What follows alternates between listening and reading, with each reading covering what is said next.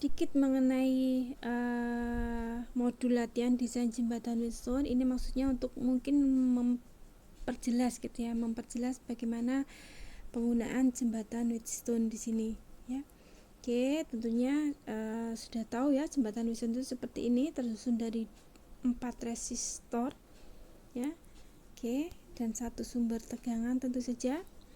Dan jembatan ini akan bekerja prinsipnya di mana kita akan membuat E0 itu 0 ya. Jadi beda potensial antara EC dan ED itu 0 ya. Nah, cara menggunakannya kita akan mengganti salah satu dari resistansi ini dengan primary transducer ya. Misalkan strain gauge. Nah, jadi strain gauge itu akan berubah resistansinya kalau ada tekanan. Nah, misalkan contoh di sini akan dikembangkan untuk alat penimbang bayi misalkan ya. Kemudian strain gauge tadi mempunyai spesifikasi tertentu ya. Jadi kalau 0 gram ya, berarti tidak ada displacement ya. Itu resistansinya adalah 10 ohm. Kemudian kalau dia menimbang 3000 gram, yang berarti kena tekanan ya, terjadi displacement. Nah, ternyata resistansinya berubah menjadi 3010 ohm. Nah, misalkan seperti itu ya. Oke, jadi R3-nya mempunyai spesifikasi sebagai yang disebutkan tadi ya. Maka misalkan kita rancang ya, kita rancang. Oke. Nah, ini menetapkan besaran jangkauan potensiometer. Oke. Kita gunakan rumusan yang di atas ini ya. Ini adalah saat R2 R3 sama dengan R1 kali R4 itu saat kondisi setimbang, dan R2 itu adalah potensiometer ya, atau variabel resistansi yang bisa berubah-ubah ya. Rumusnya adalah R1 R4 dibagi R3.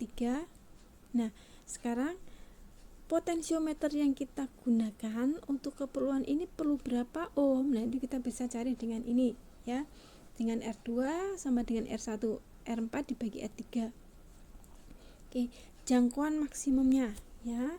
Tadi kan kita tahu bahwa strain gauge-nya itu bisa bernilai dari 0 sampai 3010 ohm.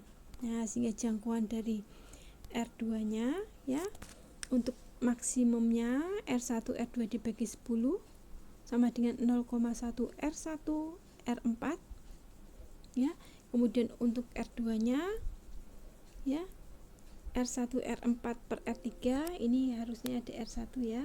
Jadi ada R1 R4 per R3. Oke. Sama dengan ya, dibagi berarti R1 R4 dibagi 3010 ohm, kita dapatkan 0,00034 R1 kali R4. Nah, berarti jangkauannya yaitu kita harus mencari potensiometer seharga 0,1 R1 kali R4 ohm ya. Oke. Nah, R1 R4-nya berapa? Nah, itu yang kita tetapkan ya.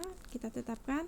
Contoh di sini kita mendesain ya, dua macam desain dengan R1 dan R4 yang berbeda. Oke, untuk contoh desain 1, R1-nya itu 10 ohm, R2 R4-nya 1 kilo ohm. Kemudian contoh desain yang kedua, R1-nya 10 ohm, R4-nya 100 ohm. Nah, kita lihat di sini ya, potensiometer yang digunakan itu bagaimana dan sensitivitasnya seperti apa.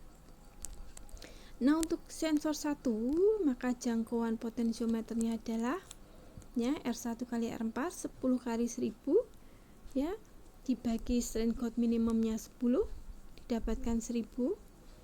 Kemudian R2 minimumnya 10 kali 1000 dibagi 3010 menjadi 1000 per 301 ya, 1000 per 301 ini tidak saya hitung koma-koma ya. Oke. maka kita lihat bahwa potensiometer yang kita butuhkan minimum adalah 1 kilo ohm. Jadi yang R2 max-nya tadi. Karena kalau kita beli potensiometer 1 kilo ohm, itu dia akan bisa diubah besarannya jadi 0 sampai 1000 ohm. Nah, minimumnya itu.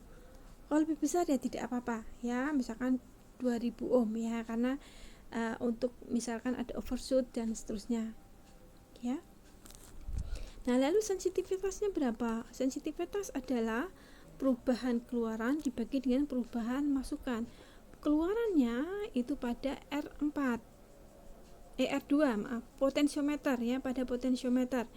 Jadi R max-nya 1000, R min-nya 1000 dibagi dengan 301, sedangkan perubahan sinyal masukan itu berarti yang dirasakan oleh strain gauge ya, jadi 3010 sampai 10 ya. Oke, kita hitung sensitivitasnya sebesar kira-kira 1 kali 10 pangkat min 3 ya. Jadi kira-kira sebesar 1 mili ya, 1 mili. Nah, kemudian untuk sensor yang kedua, desain yang kedua, oke, kita cari bahwa potensiometernya di sini diperlukan minimum 100 ohm. Jadi dalam arti kata kalau kita beli potensiometer 100 ohm, maka dia bisa ubah nilainya, kita ubah nilainya dari 0 sampai 100, cukup ya, karena maksimumnya 100 ohm. Tetapi sensitivitasnya lebih kecil dari sensitivitas dari desain yang pertama.